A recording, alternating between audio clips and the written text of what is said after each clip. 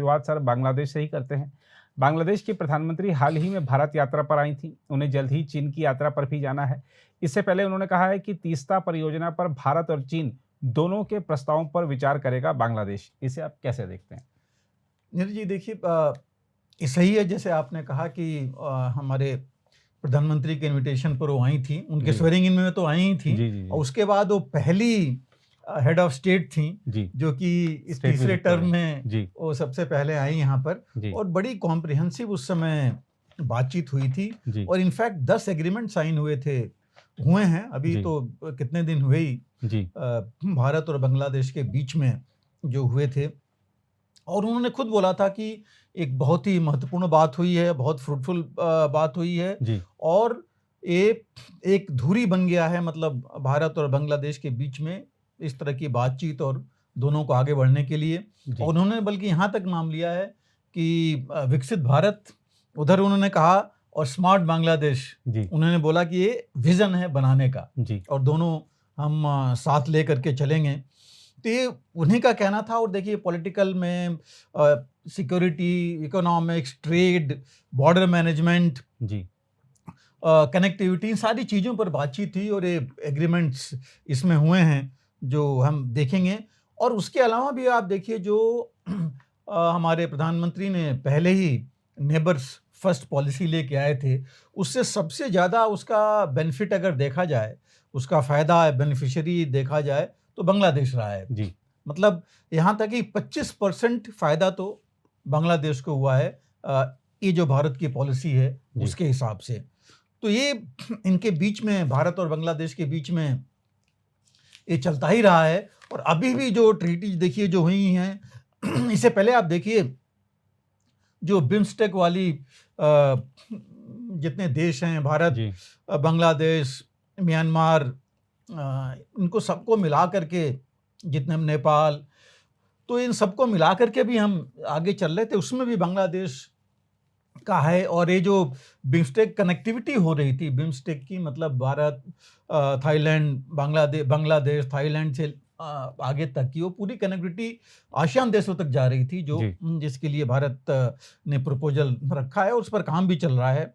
तो ये जो है इस चीज़ें लेकर के, और काफ़ी दिनों से क्या मैं कहूँगा, जब से अभी प्रधानमंत्री इनकी हैं 10 साल से, तो ये चल ही रहा है इनके साथ।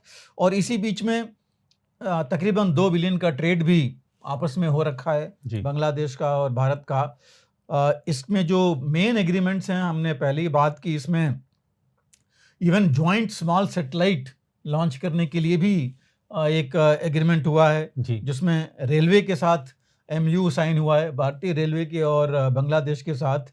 वहाँ पर इवन आर्मी का जो डिफेंस सर्विसेज स्टाफ कॉलेज है, और बांग्लादेश का जो defence services command and staff college है, उसके साथ भी एमओयू साइन हुआ है, जी, डिफेंस एजुकेशन उसको आगे बढ़ाने के लिए। और जो इवन जो डिजास्टर मैनेजमेंट है, नॉर्मली हमारे यहाँ बारिश में आप देखते हैं, अर्थक्वेक में ये कॉमन हो गया है, जी, उसके लिए भी बातचीत हुई है। और जो एक आपको याद होगा, जो गंगा वाटर ट्रीटी थी 1996 की, उसको भी रिव्यू करने पर बातचीत, मतलब आगे बढ़ने के लिए संकेत इसमें थे कि ये उसको बढ़ाया जाएगा। जी, और इससे पहले भी बॉर्डर पर देखिए जो छोटे मोटे इनक्लेव्स या ज़मीन की जो चल रही थी, उस पर काफ़ी भी चीज़ें हुई थी सेटल करने के लिए, तो काफ़ी बीच में फ़र्क पड़ा है। लेकिन देखिए कोई भी देश संबंध एक के साथ ही नहीं रखना चाहता, हर जी, एक अपने आप को इंडिपेंडेंट दिखाना चाहता है। जी, और बांग्लादेश की अगर आप बात करें तो देखिए इनकी प्रधानमंत्री ने ही कहा था इस इलेक्शन के बारे में कि फॉरेन इंटरफेरेंस कितना हुआ था, और हुँ, टोटल हिंट उनका अमेरिका से था कि जी, वहाँ से इंटरफेरेंस हुआ था, क्या क्या उनको बताया गया था कि जी, आप बेस दीजिए, मिलिट्री बेस दीजिए, हम आपको बाकी चीज़ें करेंगे। जी, तो ऐसी चीज़ें आती रही हैं। और कुछ प्रॉब्लम्स भी हैं भारत और बांग्लादेश में अभी भी जो नहीं है। और हम सब जानते हैं कि जो इलीगल इमिग्रेशन है, जी, जो लोग आते रहते हैं वहाँ से, इंसर्जेंसी, कुछ इंसर्जेंट्स या टेररिस्ट जो ग्रुप्स हैं कुछ ऑपरेट करते थे, कुछ जी, अभी भी कुछ वहाँ पर हैं। ये चीज़ आपस में है ही, उल्फा है, सब जानते हैं, उल्फा के कैडर्स वहाँ थे, जो एनडीएफ है उसके भी, देन जो त्रिपुरा का है नेशनल लिबरेशन फ्रंट वगैरह, ऐसे कुछ ऑर्गेनाइजेशंस हैं जिनके बारे में बात चलती रहती है। उसके अलावा जो कुछ और जिहादी ग्रुप्स हैं, जो ये जमाते इस्लाम करके है, हुजी के भी कुछ वहाँ पर हैं, HUM तो और ISI का वहाँ पर है। तो ऐसी कुछ चीज़ें हैं जिनको लेकर के कुछ ये जो प्रॉब्लम्स हैं दोनों देशों के बीच में इसमें हैं। तीस्ता प्रोजेक्ट भी एक है जिसको लेकर के अभी तक उसके ऊपर हालांकि उसकी बातचीत हुई है और अभी भी ममता बनर्जी कह रही हैं कि ये जो है तीस्ता पर उनको साथ में नहीं लिया गया है, तो वो भी चल रहा है। सिलीगुड़ी जो कॉरिडोर हमारा है या चिकन नेक एरिया बोलते हैं, उसके बारे में भी हम लोग पहले भी बात कर चुके हैं, लेकिन उसके बारे में भी उसके सिक्योरिटी को लेकर के भारत बहुत चिंतित है, क्योंकि उधर से चीन जो है उसके ऊपर नज़र गड़ाए हुए है जी हर तरह से, क्योंकि उस पर वो करेगा तो नॉर्थ ईस्ट हमारा पूरा कट सकता है। तो भूटान और बांग्लादेश को दोनों को इसीलिए उनके ऊपर वो जो उसकी पॉलिसी है डेट ट्रैप जो हम कह रहे हैं उसको लेकर के उनको सुनहरे सपने दिखाता रहता है, वो इनके साथ वो भी कर रहा है जी। दूसरी जो बीच में है border killings in the sense की जो बांग्लादेश राइफल्स हैं और जो हमारी BSF है, इनके बीच कुछ फायरिंग्स होती रहती हैं बीच में, उसको भी लेकर के कुछ ये पॉइंट्स हैं जी, जो कि आपस में थोड़ा डिफरेंस है इसमें। अभी जो बात मुख्य है, देखिए तीस्ता के पानी की जो मुख्य बात है और जिसमें आपने कहा है कि इसमें चीन भी प्रपोजल चीन ने अपना दिया है उसको डेवलपमेंट के लिए, और भारत ने भी उसके ऊपर, भारत ने कहा कि नहीं, क्योंकि ये जब चीन का प्रपोजल आया तो एक बाइक पता लगा भारत को कि भाई चीन ने स्टडी कर लिया है, प्रपोजल दे रहा है और हमारे लिए वो डायरेक्ट सिक्योरिटी थ्रेट होता, क्योंकि इससे पहले हम बात कर चुके हैं कि देखिए एक ऑलरेडी सबमरीन बेस बना रहा है चीन वहाँ पर, और नेचुरली वो भी जो है हमारे लिए एक सिक्योरिटी थ्रेट होगा, और वो पूरी कोशिश कर रहा है चीन कि बे ऑफ बंगाल में किसी न किसी तरीके से वो अपनी प्रेजेंस लाए जिससे कि उसको डोमिनेट कर सके और भारत के ऊपर प्रेशर डाल सके जी। तो ये कुछ चीज़ें सिक्योरिटी की जो ले करके भारत चिंतित है। और ये जो प्रपोजल है, देखिए तीस्ता में बेसिकली एक डैम बनाने का, बाकी उसकी डैम का मतलब इलेक्ट्रिसिटी उसके साथ है, पानी की बातचीत है। और ये तीस्ता की हम अभी बात कर रहे थे, इसे मेरे ख्याल से 2011 में मनमोहन सिंह उस समय थे, उस समय ये बातचीत चल रही थी कि 37.5% पानी लीन सीजन में 37.5% जो पानी है वो बांग्लादेश के पास जाए और 42.5% भारत के पास, और 10% जो है फ्री फ्लो और माइनर्स के लिए। लेकिन ये बात आगे नहीं बढ़ पाई क्योंकि काफ़ी अपोजिशन हुआ जी इसको विद इन अपने देश में। और तीस्ता देखिए बेसिकली वेस्ट बंगाल, मतलब ये सिलीगुड़ी अपना सिक्किम से होते हुए वेस्ट बंगाल में और फिर आती है बंगाल में बे ऑफ बंगाल और फिर समुद्र में चली जाती है। तो ये जो है इन्होंने जो अभी बोला है जो शेख हसीना ने, प्रधानमंत्री ने, कि भाई जो भी चीज़ बेनिफिशियल होगा, जो भी प्रोजेक्ट मीन्स भारत या चीन का जी, जो बांग्लादेश के लोगों के लिए बेनिफिट उनके फ़ायदे का होगा, उसको देख करके हम जो है करेंगे। दूसरा उन्होंने बोला कि जो भी इसके ऊपर लोन या जो भी खर्च होगा उसको रीपेमेंट कैसे है वो भी हम देख करके और उसके हिसाब से हम इसको देखेंगे। लेकिन इसमें कोई दो वो नहीं है कि भारत चिंतित है, और भारत के लिए ये जो है सिक्योरिटी सिचुएशन ये एक चिंता का विषय है, और अगर चीन इसमें आ जाता है तो वास्तव में भारत की सिक्योरिटी के लिए एक फ़र्क डाल सकता है जी।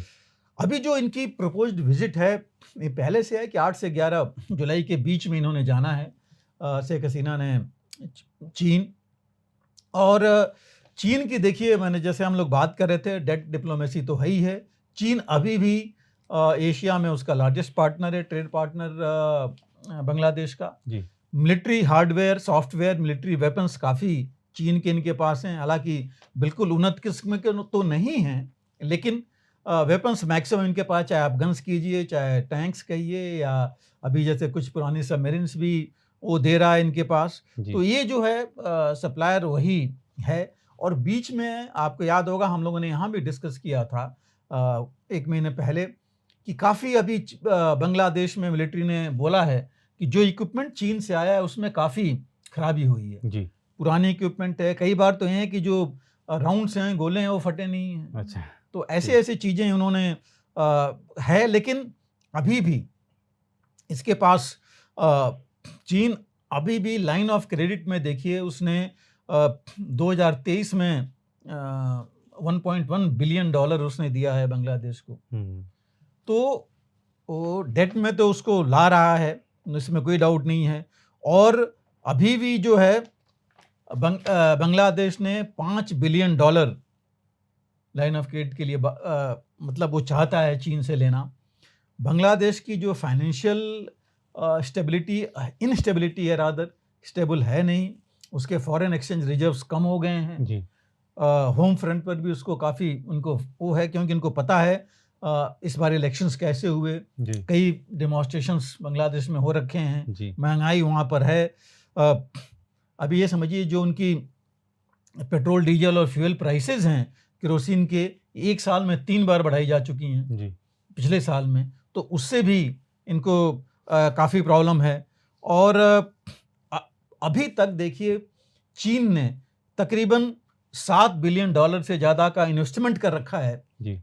इसमें बांग्लादेश में, और चीन के कंपनीज के पास तकरीबन 23 बिलियन डॉलर तक का ऑर्डर्स हैं बांग्लादेश में काम करने के लिए, इन्वेस्टमेंट करने के लिए। जी। तो ये कुछ काफ़ी ज़्यादा आप देखिए उसमें इन्वेस्टमेंट और इसके एड वाली जो चीज़ें आ रही हैं, ये भी है कि जो इनकी विजिट है उसमें एक पॉइंट ये भी चाहते हैं और चीन भी देगा कि जो ब्रिक्स है उसमें बांग्लादेश को भी शामिल किया जाए। जी। तो बांग्लादेश चाहता है कि या तो उसको मेंबर बनाया जाए या डायलॉग पार्टनर की हैसियत दी जाए।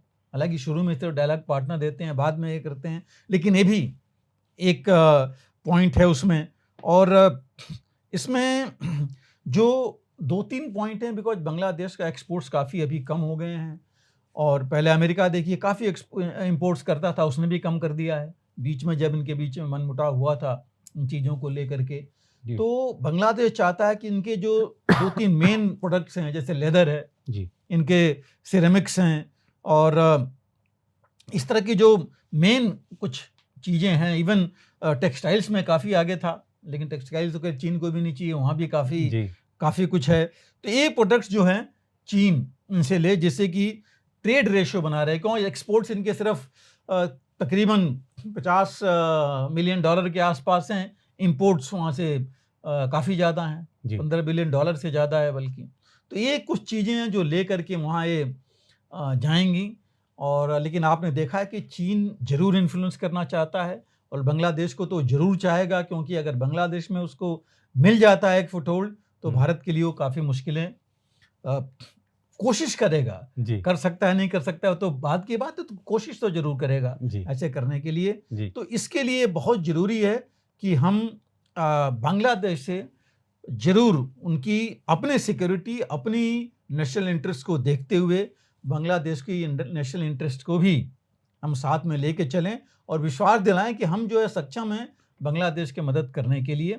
और जो कुछ पॉइंट्स हैं आपस में, उनको जो है मिल बैठ करके बातचीत से और ग्राउंड लेवल पर जा करके उनका निराकरण हो आपस में।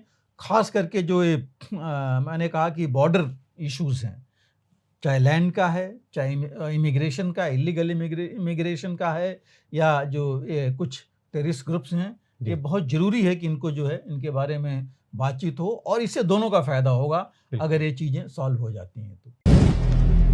अगर आप भी लेना चाहते हैं देश दुनिया की तमाम जानकारी, तो आज ही सब्सक्राइब करें हमारे चैनल को। साथ ही नीचे दिए बेल आइकन को जरूर दबाएं ताकि हर अपडेट आप तक पहुंच सके।